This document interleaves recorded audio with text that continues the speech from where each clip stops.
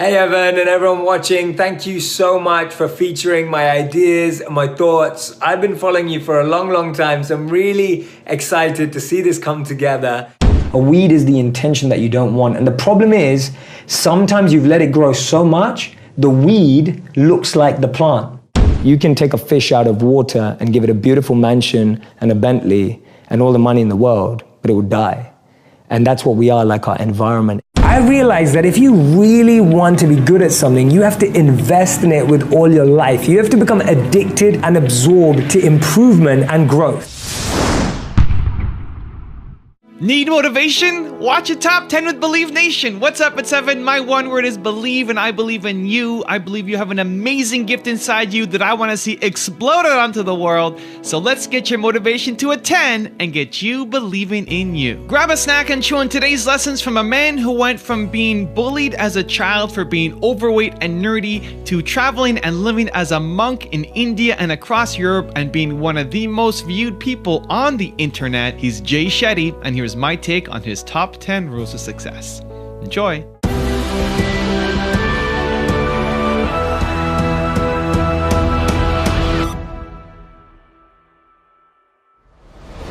All right, let's kick things off with rule number 1, be exposed to new experiences. At 18, I was really fortunate when I met a monk, and this monk was invited to speak. And I kind of just went because one of my friends forced me to. At that time, I was listening to CEOs and entrepreneurs and business people and marketers who I thought that's what I was aspiring to be like. And then I hear this monk, and he captivated me like no one had ever captivated me before.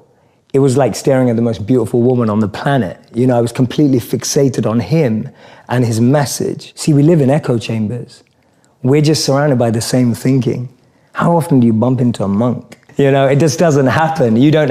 No one has a dinner party and goes, oh yeah, we just invited the monk, from town, like the local monk. Like no one ever does that. And so we meet people who are just like us most of the time. And we talk about this in business all the time. If you want to be a billionaire, spend time with billionaires. If you want to be a millionaire, spend time with millionaires. If you want to be a tech startup, spend time with, that's the common rhetoric that we hear all the time. But what if you want to find purpose and master the mind? There's no one better than a monk who's mastered the mind. So for me, the first step is just opening yourself up to new experiences and new role models.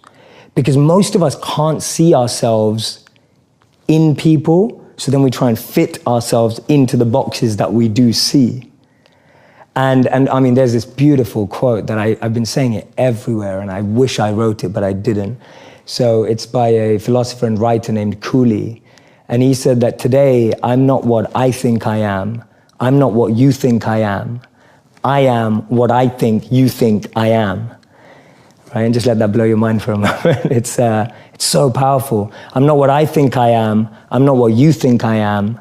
I am what I think you think I am. So we live in this perception of a perception of ourselves. Hence, my identity is made by what my parents think I should be. My identity is made up by what my college or university thinks I should achieve. While you're living in that bubble and that echo chamber, getting to what you really want to do is impossible because maybe that just doesn't fit. And I think so many people feel that way today, that they don't fit into the current education system. They don't fit with the 3 or 4 or 5 careers that you're taught exist. So that process of self-excavation and actualization first requires being exposed. You can't be what you can't see. If I never saw a monk, I would never have wanted to be a monk. If I never meet a billionaire, I wouldn't want to be one because I wouldn't know what that feels like. I don't know what it looks like. I don't know what it takes.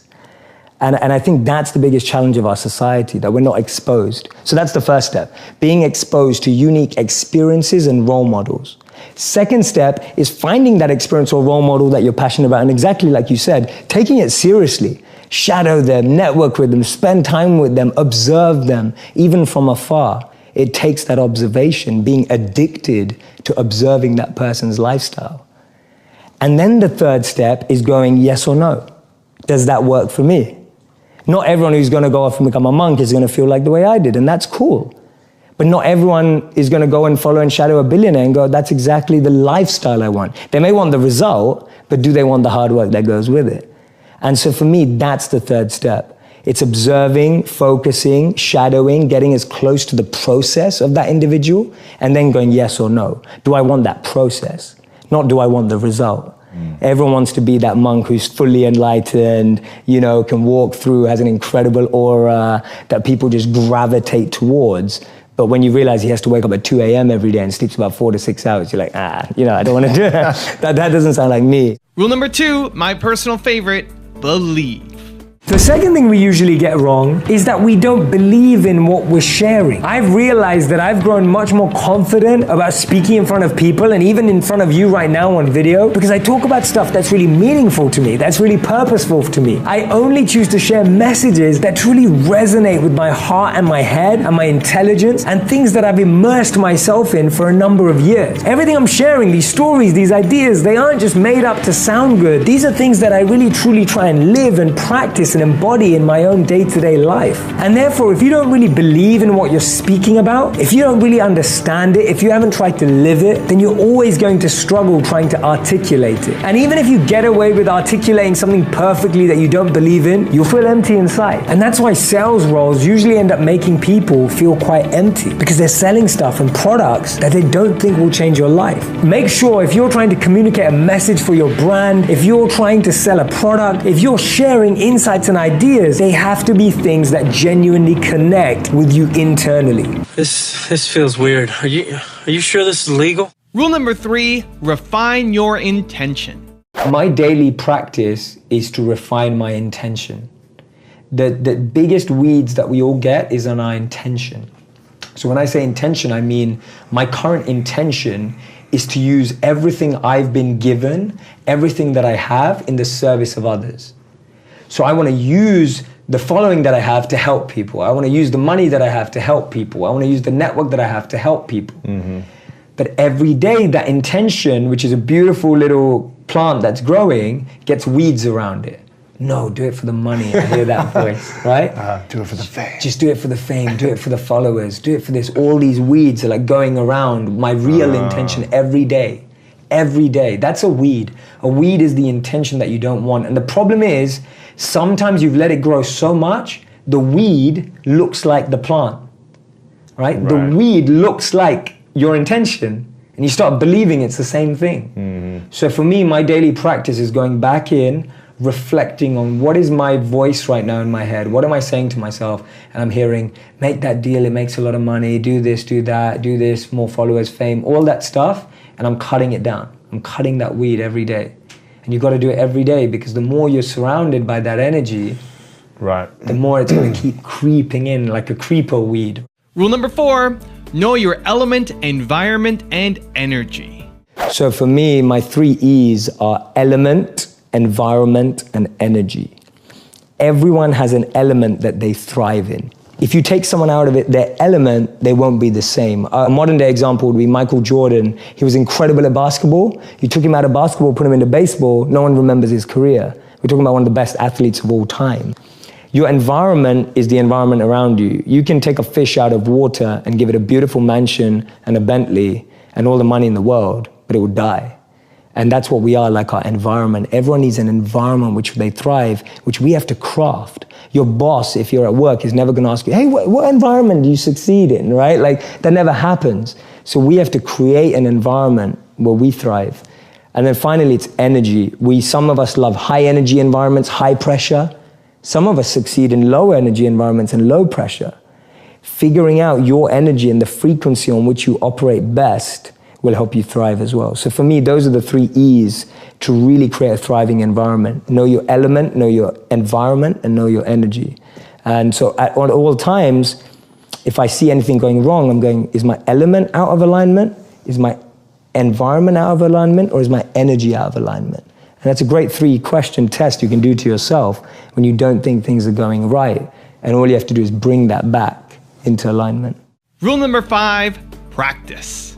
We usually don't practice enough. I realize that if you really want to be good at something, you have to invest in it with all your life. You have to become addicted and absorbed to improvement and growth. That means being open to feedback. That means being open to what the experts have to say about you. It means not being attached to your ego and how you feel about yourself, but opening up yourself to an expert group of people to give you insights on how you can grow, evolve, and perform at a higher rate. And linked to that is practice. It's literally impossible to do something perfectly the first time you do it. The more you do it, the better you get. And we think practice is a cliche that we hear all the time, but actually, it's that truth. It's so simple, you might miss it. Did I miss something here?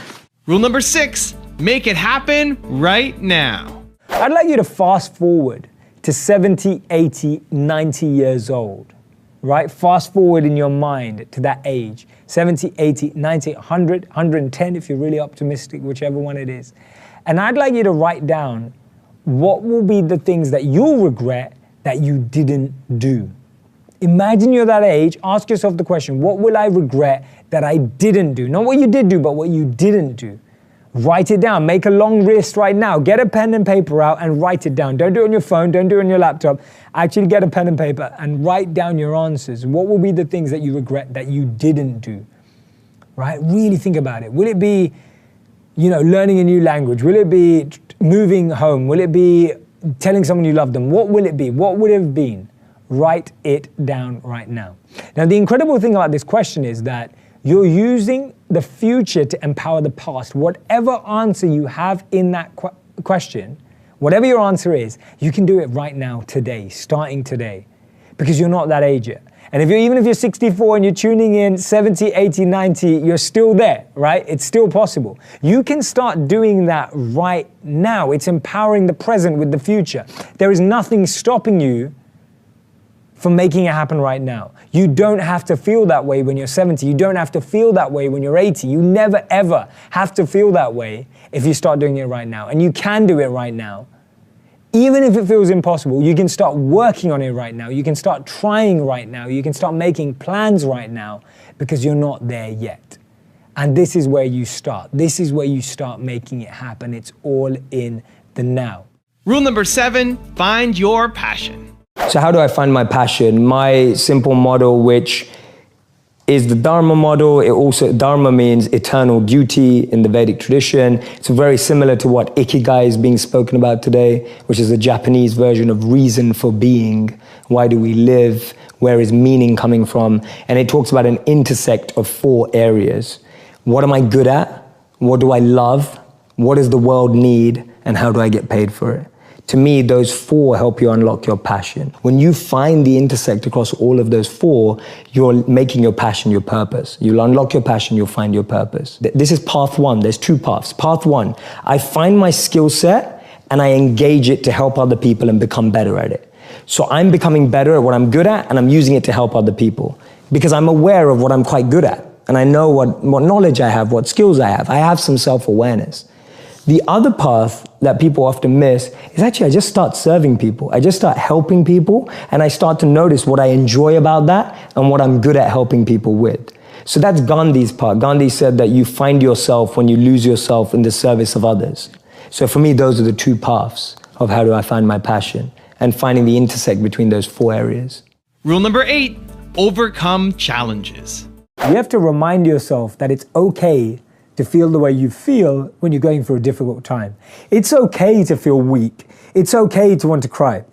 It's okay to feel overwhelmed. Just reminding yourself that it's okay. This is my number 1 way of how to find strength in difficult times, is reminding yourself that the way you feel is okay. To honor that feeling, to accept that feeling, to actually be okay with that, what we see or what we perceive to be a weakness, or what we perceive to let us down, or what we perceive is a sign of, instability or insecurity. We've got to remind ourselves that when things are tough, it's okay to feel that way. There's nothing wrong with that. Any difficulty I go to, I look to moments in history where people have endured the same pain, if not more extreme, and analyze, absorb, and connect with how they got through it. I like to see what they were thinking. I like to see what they did. I like to see how they structured themselves. I like to look at how they organized. Like to look at who they were speaking to. I like to look at what was going through their mind at that time, because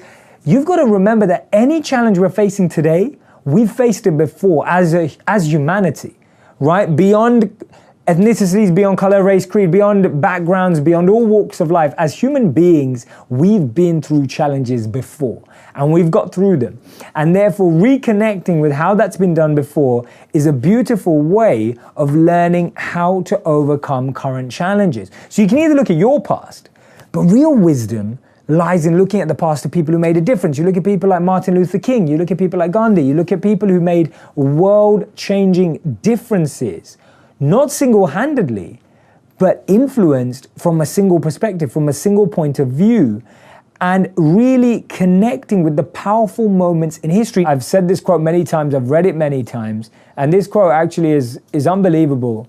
And the quote says that they thought they buried us, they didn't know we were seeds, right? It's a Mexican proverb. They thought they buried us, they didn't know we were seeds. And I was thinking, when you tell yourself that story, you start thinking much more differently. Right? A seed is buried too. It's incredible that the seed goes through the same process as anything else. It's put deep underground, right? All of this mud is put on top of it. It gets rained on, it gets snowed on, all these kind of things, but it knows that it's a seed. So it knows that it can grow, so that anything's possible. And it grows through, and you see even plants growing through concrete sometimes, right? It's unbelievable how much power a seed has. So changing the stories we tell ourselves, we can either look at challenging situations as opportunities for growth, as an opportunity to learn, as an opportunity to change, be the change, or we can look at them and really feel down. Now, that second part is okay. We can even feel like that, right? But we have to recognize it's not permanent. We've got to accept that none of our feelings are permanent. They don't need to be permanent. It's a choice. So if you need to vent, vent. I was saying to someone yesterday, if you need to vent, vent. If you need to rant, rant. If you need to complain, complain. If you need to share how you feel, do that. But recognize that those feelings are not permanent, and it will be amazing when we realize we are seeds, right? That is the most powerful way of finding strength. Rule number 9, redefine failure. In the middle of 2009, he was the software engineer that no one wanted to hire. He had 12 years of experience at Yahoo, but he was rejected by Facebook and then rejected by Twitter. He'd been to a great university. He had a great CV. But he decided to team up with one of his alumni members at Yahoo and started to create an app and focus on the startup space. In 5 years' time, he sold that app for $19 billion to Facebook. Believe it or not, that was Brian Acton, the co-founder of WhatsApp. When he was rejected from Facebook, he said it was a great opportunity to connect with some fantastic people. I look forward to life's next adventure. When he was rejected by Twitter, he responded by saying, worked out, it was quite a long commute. It's so interesting to see that someone rejected from two of the top internet companies actually responded with humor and actually responded with positivity. This lady was diagnosed with clinical depression. Her marriage had failed and she was jobless with a dependent child. She was on a 4-hour delayed train journey from Manchester to London when she came up with this idea, and she started to write this book about this wizard.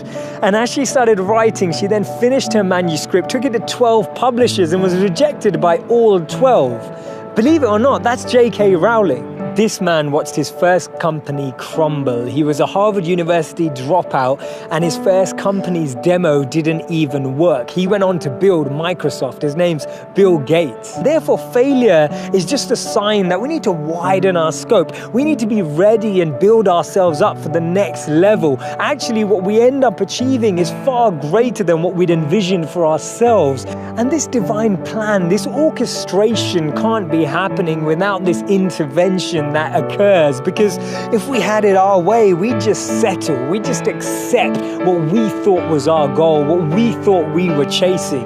But actually, I've noticed that when you don't get that, later down the line, you look back and you reflect and realize that what you've gained is so much greater. Failures are only failures when we don't learn from them, because when we learn from them, they become lessons, and we actually extrapolate all of these teachings and actually get more insight into how we can improve the way we we work and how we can actually drive with a different energy. The challenge we have is that we only talk about people's failures when they succeed, and that's why they become this taboo, or we feel like their failures never happened. We need to share these stories earlier. We need to bring out these stories and experiences on the journey so that people who are on the journey can actually follow in those footsteps. And that's why Steve Jobs said you can't connect the dots moving forward. You only can when you're looking backwards. And rule number 10, the last one before the bonus clips, is decide to be a pilot. In life, you're either a passenger or a pilot. You've got that choice. This is one of the biggest choices you'll ever make. Are you defining what direction you're moving in, or are you letting other people make the biggest decisions of where you're going? See, at first, it's more comfortable being the passenger. You sit back, relax, have people serve you. It feels easier. It feels more natural. But then as time goes by, you look outside the window and you realize you've ended up somewhere that you didn't want to be. Then you start blaming people around you, blaming people who made those decisions for you, blaming people who should take responsibility for where you've ended up. Sometimes you feel lost, confused, and wonder how you ever got there. And in that moment, at that time, you've got this important choice to make. You can either switch seats, grab hold of the steering wheel, and start guiding your life, or remain a passenger. You can't be both. Which one are you? Hey Evan and everyone watching, thank you so much for featuring my ideas and my thoughts. I've been following you for a long time, so I'm really excited to see this come together. And for every one of you watching, he's picked some incredible clips, and I'm really grateful for that. And I hope that these bites of wisdom, these insights, truly transform and touch your lives. I can't wait for you to see them. Thank you so much. See you soon. Now I've got 3 very special Jay Shetty bonus clips on how to use your head and your heart, how to use regret to fuel you, and how to find happiness. But before that, I want to get to the commitment of the day. You watch this video. I don't want you to just watch another video and not take action. After watching all of these clips, what commitment are you making to improve in your business or your life? Leave it down in the comments below. I'm excited to see your commitment. Thank you guys so much for watching. I believe in you. I hope you continue to believe in yourself and whatever your one word is. Much love. I'll see you soon, and enjoy the bonus clips. So an ideal life for me is a life, and this applies to a company, an organization, an institution for me, is an ideal life is when we all have a head, a heart, and a hand, all 3 elements together, working in alignment. Without one or the other, we start to lose something. If you only have a head and a heart, you'll find that life is stable. And define each of those. Yeah, sure. So a head is the clarity of vision. What you want. What you want. Knowing what you want, the way you picture life, and being able to navigate and make the decisions to get there. That's a good head. A good heart is being able to understand what your intuition and heart wants, being able to connect and tap into that understanding deeper and beyond the vision you may have painted for yourself. So I often say to people that you'll get to where you want in life, just not in the way you imagined. And that's because the path that's paved up and down is far different to the path we pave. So you can have a great head and a great vision and a great mission and know where you want to go, but if your heart's not able to have that resilience and be able to adapt and have compassion and care and all of that, then you're not going to be able to make the toughest decisions without your heart. But to be able to realize that we need to care and be sustainable and long-lasting requires a heart. And a hand is that service, wanting to pass that on, that which you have, wanting to give it forward, pay it forward. The idea of serving with what you have. I often say to people, your passion is for you, your purpose is for others. Your passion makes you happy, but when you use your passion to make a difference in someone else's life, that's a service, that's a purpose, and that's the hand.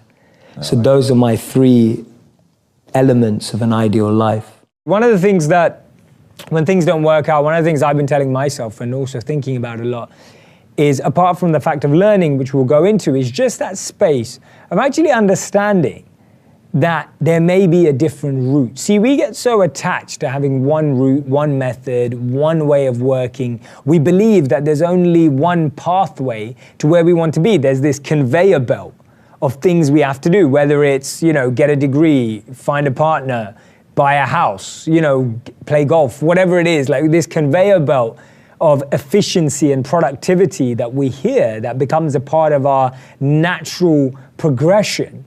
And when that breaks apart, that's when we start to worry. That's when we start to think. But notice that actually it's a lot better when that happens earlier in life. See, regret has some really important roles. The first one is that it helps us make sense of the world from our perspective for one of the first times. See, most of us have spent our lives learning what's important to us based on maybe what families thought, what communities thought, what parents thought, what education taught, whatever it is.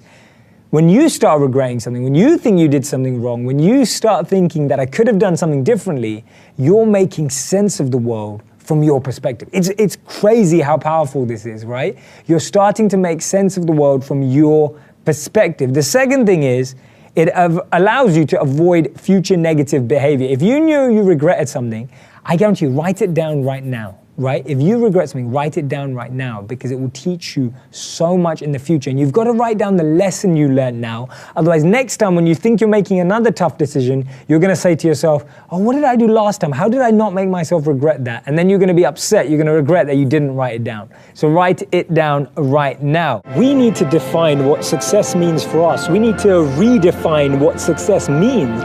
Let's not make happiness and success about the size of our homes, but about the size of our heart. Let's not make it about gratification, but gratitude.